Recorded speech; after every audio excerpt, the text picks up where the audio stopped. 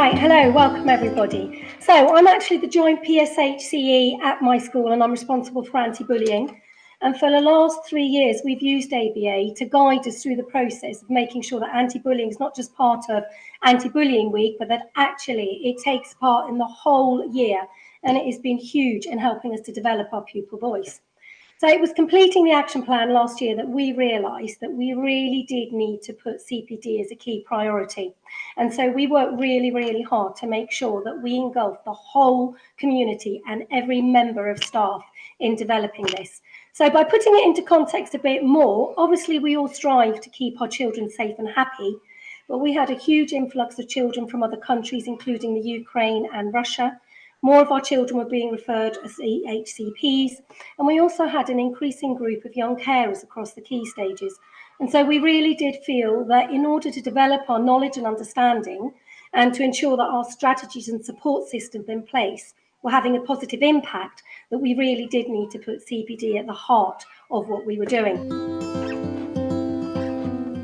And so our desired outcome really was that all staff, and that meant LSAs, our lunchtime support staff and the teachers, all felt far more in control and supported of making sure that we were especially supporting those children more at risk of being bullied.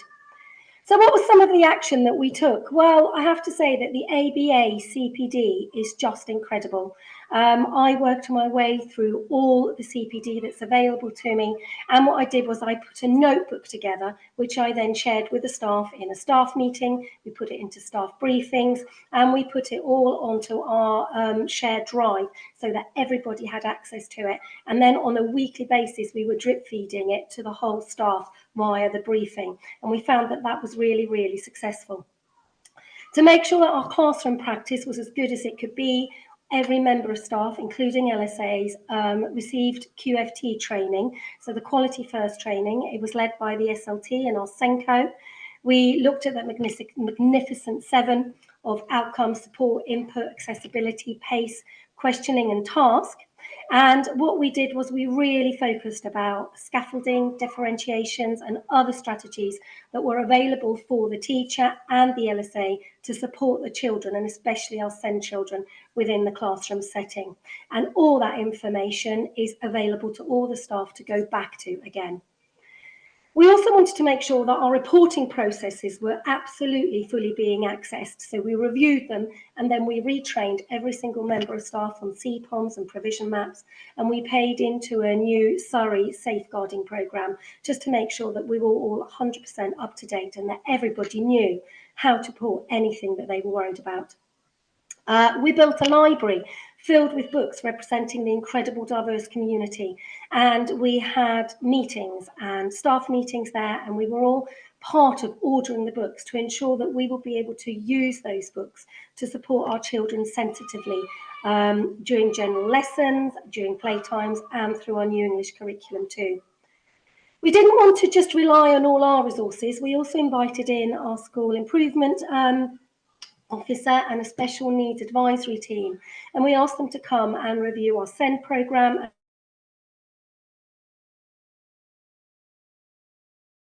and to go into the classrooms and to really help. SEND provision was reviewed and it was effective and it was really accessible to all the children. To support our Ukrainian and Russian children, we employed a member of staff who was able to talk to them in their languages, and they not only worked with the children independently, but they also supported them in the group, and I'll tell you later, but that made a huge difference as well. A member of the SLT went on a course to support our young carers and have a lot more understanding and greater knowledge and able to support them. And we also invited some other people to come in who could educate us as a staff more. And so we actually invited the founder of the new Spring School in Chessington, and they're part of the Ambitious About Autism Trust. And they came and spoke to the staff and the children in our Autism Awareness Week. And that was incredible in developing the staff knowledge. And I know I myself were able to use their hints and tips in class far more successfully. Further courses that were attended included an LGBTQ+ and how to be more supportive of everybody's staff and children in our community. Our ELSA lead completed a Samaritan course, and I appreciate that's out of school, but what she learned through that and has been able to use in our ELSA sessions has been invaluable.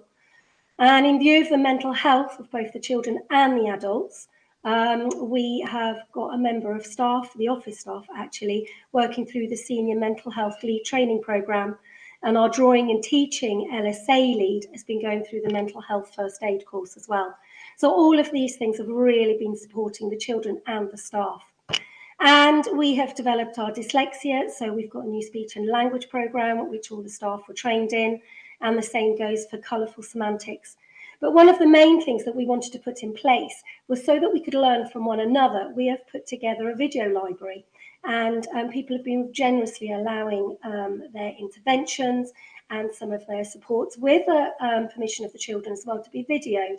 And we have that library available now to all staff, and that's been incredibly useful, especially if you've been on a course and you're then sharing it with your children. And of course, I have to say that the ABA monthly newsletters have been invaluable. And what I do is I read them and then I ping certain articles and information to relevant classes or members of staff. And I know that they felt that has been very useful, and that has also gone into the shared drive.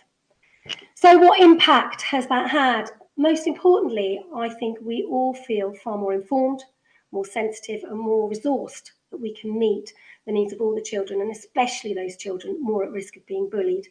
The LSAs definitely say that they feel more equipped to be able to support the children, and that's in the classroom as well as the playground.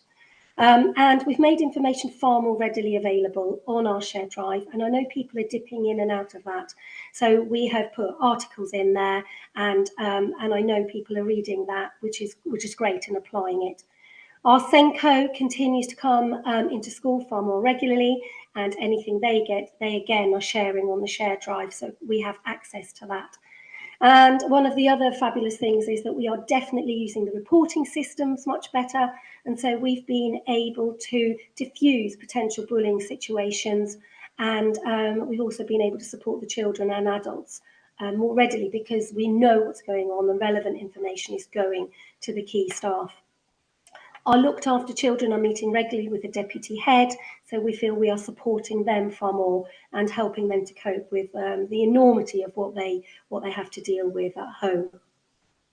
Staff feel far more knowledgeable about how the brain works, and that has helped us a lot in our planning and our delivery, and taking into consideration children with autism, with dyslexia in our classes.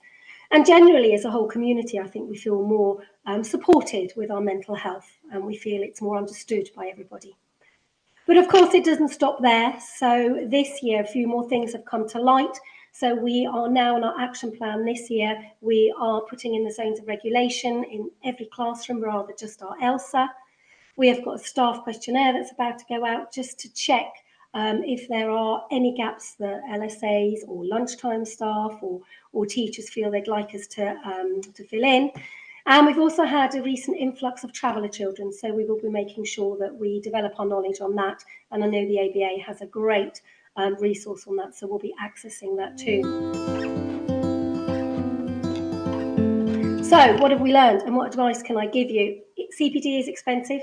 It takes people out of classrooms, and staff have gone above and beyond to do courses, to do their reading out of school hours.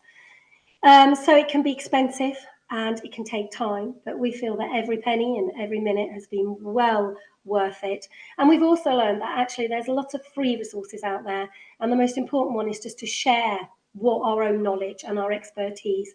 And so we've been doing a lot more in staff meetings and through staff briefings and our staff share to just make sure that everybody feels supported and informed. So I hope you found that really useful. So thank you very much.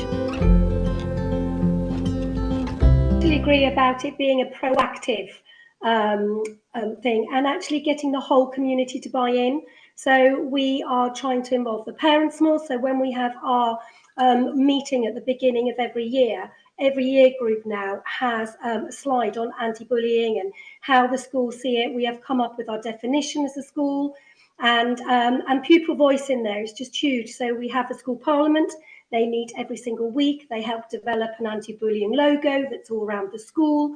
Every member of the school signs an anti-bullying charter in anti-bullying week, and those are up in their classrooms and around the school, goes from the head teacher to the kitchen lady, so involving everybody in there. And then having it all on the website so we can engage the parents and engaging the governors with it as well. So we found making it that whole school community and showing everybody that we see it as our absolute priority. So the first display you see when you come into school is an anti-bullying and pupil voice display, so that everybody coming in appreciates that this is, you know, we're passionate about this. So pupil voice, definitely, the whole school. The other thing we instigated last year was a box in every classroom, which was I Wish My Teacher Knew box. And that has been fundamental in children having the confidence to tick a box, like we heard from the previous case study, to say, I'm feeling worried or I'm sad, putting a name, and teachers have gone to them. And we've been able to pick up a lot of that and being able to support the children going forward with those. It's absolutely huge, and I do appreciate it. We all spend far too many hours in school as it is. But I think our whole school are just so passionate about the children's welfare. I think that's what it ultimately boils down to.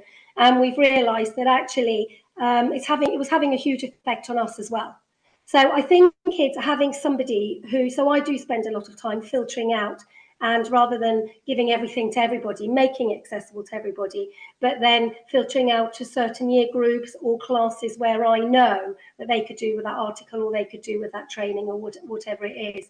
I do work closely with the SENCO, I work closely with the SLT. I'm actually not on the SLT, and I think that probably is something that I'm not aware of everything going on with the school and all the children, but I do have regular meetings with the SLT, and therefore I'm sort of that link in between the staff and the children, and then what they process. So I totally agree. It is a tricky balance, but for the last year, we just decided that it had to be our priority, and we really have reaped the benefits from it. And just using each other's skill bases, really. So the videos make a massive difference because it's 5 minutes to watch them. And actually, you know, it doesn't take up too much time, but it gives you that confidence and knowledge.